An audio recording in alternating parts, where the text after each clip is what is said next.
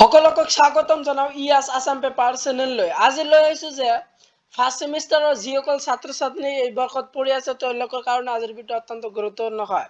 First semester যিটো Assamese subject আছে major আৰু মাইনৰ, সেইখন সাবজেক্টৰ যে কোনটো সিলেবাস তোমালোকৰ ফাৰ্ষ্ট সেমিষ্টাৰ পঢ়িব লাগিব, কেইটা চেপ্টাৰ দিয়া আছে আৰু কিমান মাৰ্কছৰ এক্সাম হ'ব, সেইখিনি তোমালোকৰ আজি এই ভিডিঅ'ৰ যোগেদি তোমালোকক দেখুৱাম।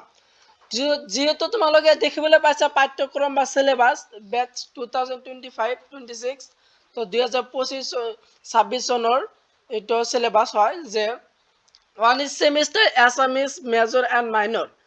যেটো ফাৰ্ষ্ট সেমিষ্টাৰ এছামিজ সাবজেক্ট আছে মেজৰ আৰু মাইনৰ, তো সেইখন সাবজেক্টৰ নামটো কি, যে তোমালোকে ফাৰ্ষ্ট সেমিষ্টাৰৰ কোনটো বিষয় পঢ়িব লাগিব, তো সেইটো নামটো তোমালোকে চোৱা যে অসমীয়া ভাষা আৰু সাহিত্যৰ ইতিহাস 1826 চন পৰ্যন্ত।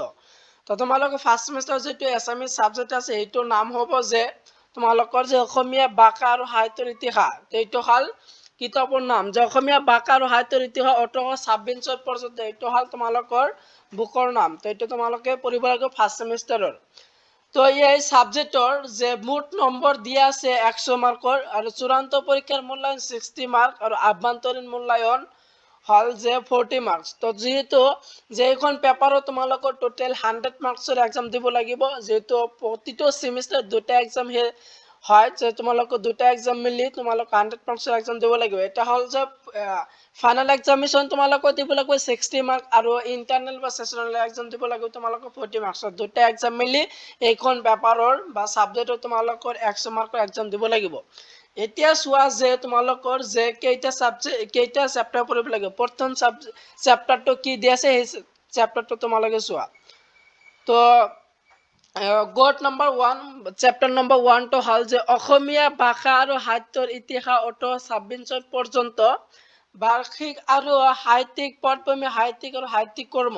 তো প্ৰথম চেপ্টাৰত তোমালোকৰ এইটো পঢ়িব লাগিব যে বাৰ্ষিক আৰু সাহিত্যিক পটভূমি, সাহিত্যিক আৰু সাহিত্যিক কৰ্মৰ বিষয়ে তোমালোকৰ প্ৰথম চেপ্টাৰ পঢ়িব লাগিব এছামিজ সাবজেক্টৰ মেজৰ আৰু মাইনৰৰ। তো এইটো তোমালোকে প্ৰথম চেপ্টাৰটো দিয়া আছে। তাৰপিছত দিয়া আছে যে তোমালোকৰ যে দ্বিতীয় নম্বৰ চেপ্টাৰ, তো দ্বিতীয় নম্বৰ চেপ্টাৰটো কি দিয়া আছে এইটো চোৱা যে গোট নম্বৰ 2 যে প্ৰত্ন উদ্ভৱকালীন প্ৰত্ন মিশ্ৰ অসমীয়া আৰু প্ৰাক শংকৰী যুগৰ সাহিত্য। তো অসমীয়া আৰু প্ৰাক শংকৰী যুগৰ সাহিত্যৰ ওপৰত তোমালোকৰ দ্বিতীয় নম্বৰ চেপ্টাৰত পঢ়িব লাগিব। ইয়াৰ কেইটা টপিক দিয়া আছে, ইয়াৰ তোমালোকৰ 6টা টপিক দিয়া আছে। প্ৰথম যেটো টপিক দিয়া আছে পাৰ্ট 1 বুলি দিয়া আছে লোকগীত, একেবাৰ হৰি বল মন ৰচনা লোকগীত কানাইৰ পাৰ কৰা হে চৰ্চা গীত বড়ো চণ্ডীদাস হেম সৰস্বতী মাধৱ কুণ্ডলী লংকাৰ বিৱৰণ। তো ইয়াৰ বিষয়ে তোমালোকৰ 2 নম্বৰ চেপ্টাৰতহে পঢ়িব লাগিব ফাৰ্ষ্ট সেমিষ্টাৰত যেটো অসমীয়া সাবজেক্ট আছে মেজৰ আৰু মাইনৰ। তো এইটো আছিল তোমালোকৰ 2 নম্বৰ চেপ্টাৰ। এতিয়া চোৱা যে তোমালোকৰ 3 নম্বৰ চেপ্টাৰত, তো তৃতীয় নম্বৰ চেপ্টাৰত তোমালোকে কোনটো পঢ়িব লাগিব এইটো চোৱা যে তৃতীয় নম্বৰ চেপ্টাৰটো দিয়া আছে গোট নম্বৰ 3। গোট নম্বৰ 3 দিয়া আছে শংকৰদেৱকালীন সাহিত্য। তো শংকৰদেৱকালীন সাহিত্যৰ ওপৰত তোমালোকে পঢ়িব লাগিব যে 3 নম্বৰ চেপ্টাৰত তৃতীয় নম্বৰ চেপ্টাৰত পঢ়িব লাগিব যে শংকৰদেৱকালীন সাহিত্যৰ বিষয়। তো ইয়াৰ 4টা টপিক দিয়া আছে। প্ৰথম যেটো দিয়া আছে শংকৰদেৱ নাৰায়ণ কাহে বকুতি কৰা তেৰা বৰগীত, মাধৱদেৱ চোৰ ধৰা ঝুমুৰা, ৰাম সৰস্বতী ভীমচৰিত, সুকবি নাৰায়ণ দেৱ বেউলা নৃত্য পদ্মপুৰাণ। তো এইটো পঢ়িব লাগিব তোমালোকৰ তৃতীয় নম্বৰ চেপ্টাৰত তোমালোকৰ অসমীয়া সাবজেক্ট যেটো আছে এছামিজ ফাৰ্ষ্ট সেমিষ্টাৰৰ বিএ, তো এইটোহে তোমালোকে পঢ়িব লাগিব 3 নম্বৰ চেপ্টাৰত।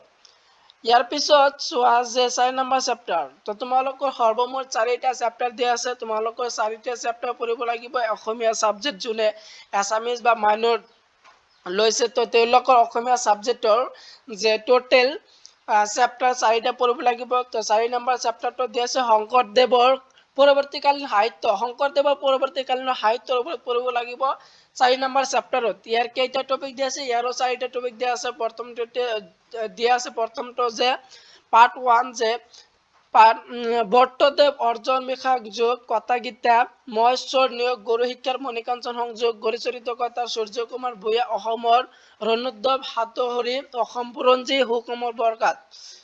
হুকুমাৰ বৰকাত হাতীৰ লক্ষণ হস্তি বিদ্যাধাম। এই 4খনৰ বিষয়ে তোমালোকে 4 নম্বৰ চেপ্টাৰত পঢ়িব লাগিব।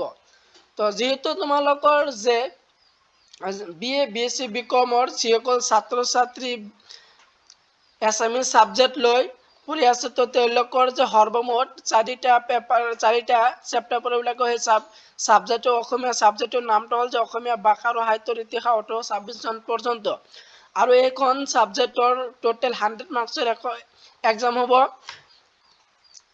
চূড়ান্ত পৰীক্ষা হ'ব তোমালোকৰ 60 মাৰ্কৰ আৰু ইন্টাৰনেল বা সেশনাল এক্সাম হ'ব 40 মাৰ্কছ দুটা এক্সাম মিলিহে তোমালোকৰ 100 মাৰ্কছৰ এক্সাম দিব লাগিব অসমীয়া সাবজেক্টৰ প্ৰথম চেপ্টাৰটো তোমালোকে চোৱা যে ভাষিক আৰু সাহিত্যিক পটভূমি সাহিত্যিক আৰু সাহিত্যিক কৰ্ম অসমীয়া ভাষা আৰু সাহিত্যৰ ইতিহাসৰ প্ৰথম চেপ্টাৰ পঢ়িব লাগিব আৰু দ্বিতীয় নম্বৰ দিয়া আছে প্ৰত্ন অসমীয়া আৰু প্ৰাক শংকৰ যুগৰ সাহিত্যৰ ওপৰত পঢ়িব লাগিব और तार पिছত আছে 3 নম্বৰ যে টপিক দিছে শংকৰদেৱকালীন সাহিত্যৰ ওপৰত পঢ়িব লাগিব 3 নম্বৰ চেপ্টাৰত আৰু হেকটো যে 4 নম্বৰ চেপ্টাৰ পঢ়িলে শংকৰদেৱ পৰিৱৰ্তনকালীন সাহিত্য তে সৰ্বমুঠ তোমালোকৰ 4খন চেপ্টাৰ পঢ়িব লাগিব এছামিজ মেজৰ আৰু মাইনৰ সাবজেক্টৰ তো তোমালোকে ভিডিওটো তোমালোকৰ বন্ধু বান্ধৱৰ লগত বেছি বেছি শেয়াৰ কৰে যাতে তোমালোকৰ বন্ধু বান্ধৱীয়ে সম্পূৰ্ণ সিলেবাসটো পায় আৰু তোমালোকৰ ফাৰ্স্ট সেমিস্টাৰৰ common paper AEC MDC BSc set তো এইবিলাকৰ ইতিমধ্যে তোমালোকৰ আগত এই চেনেলৰ যোগেদি ইম্পৰ্টেন্ট